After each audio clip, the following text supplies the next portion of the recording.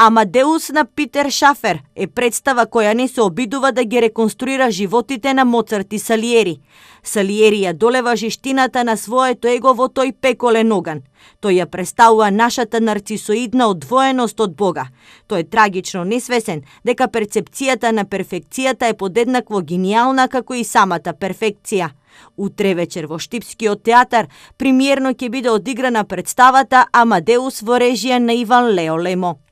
Cijela predstava se, zapravo cijela priča se događa u zadnjem satu života Salierija. Целата приказна се случува во последниот час од животот на Салиери, пред да си го одземе животот.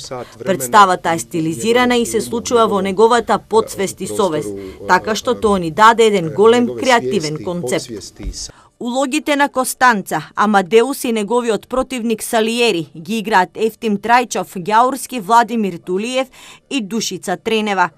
Амадеус се надам, тоа е секогаш предизвик да се толкува, да се донесе лик кој што е бил жив, кој што творел, кој што сите го знаеме, кој што е синоним за нешто вечно.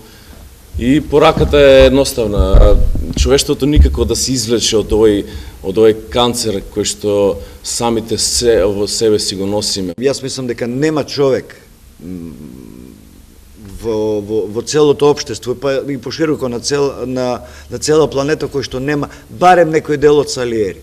Сега, нели она што рече Раде, што ќе гаиме, кон што ќе го префрли, насочиме нашето размислување. Еден збор можам да кажам за оваа представа, дека е навистина предизвик за целиот театар и истовремено доказ дека овој мал театар, како што сите го кажуваат, мал во поинаква смисла на зборот, може да направи еден ваков огромен проект.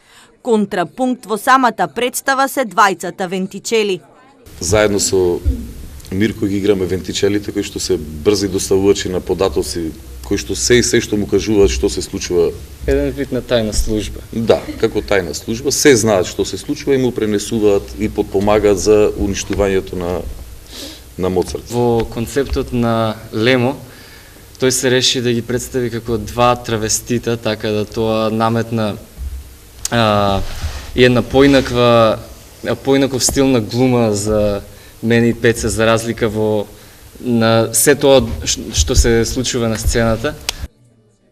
Како гроф Розенберг и коморник фон Штрак се јавува Раде Рогожаров и Милорад Ангелов. Текстот зборува за дрвото на спознанието. Тоа е полигон за тестирање на нашата слободна волја. Диаграм на човечката душа. Иван Лео Лемо не е непознат режисер за штипската театарска јавност, сите го знаеме од Важна се викаше Ернест, која што навистина остави впечаток и за неа се зборува веќе 13 години. Костимограф на представата е Мирјана Загорец од Загреб, Хрватска.